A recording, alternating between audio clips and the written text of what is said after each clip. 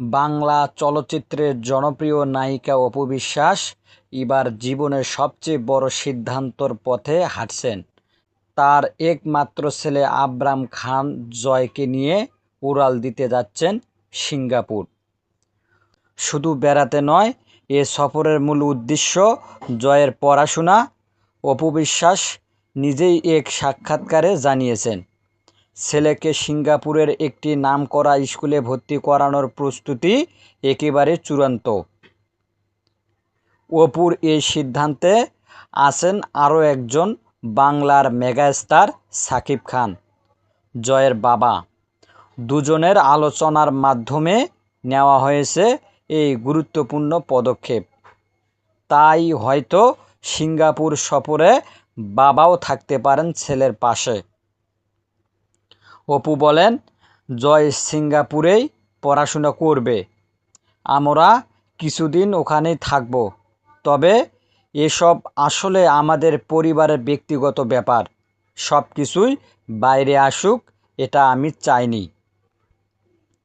এখানে প্রশ্ন উঠেছে, শুধু পড়াশোনার জন্যই কি এই সফর, নাকি বিদেশে নতুন করে গড়ে উঠবে সাকিব অপুর স্থায়ী ঠিকানা?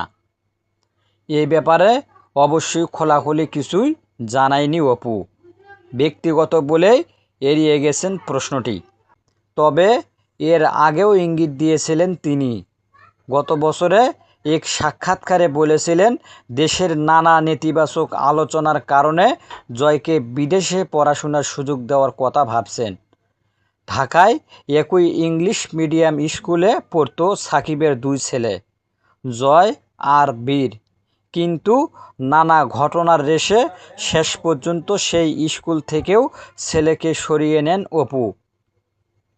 প্রসঙ্গত, গত এপ্রিল মাসে জয়কে নিয়ে সিঙ্গাপুর ভ্রমণ করেছিলেন অপু বিশ্বাস। তখনই বোঝা গিয়েছিল, ছেলেকে নতুন পরিবেশ মানিয়ে নিতে প্রস্তুতি শুরু করেছেন এই নায়িকা।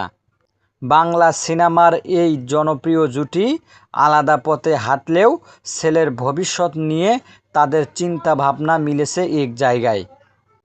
এখন দেখার বিষয়, সিঙ্গাপুরে নতুন পরিবেশ কতটা স্বাচ্ছন্দ্য খুঁজে পায় ছোট আবরাম খান জয়।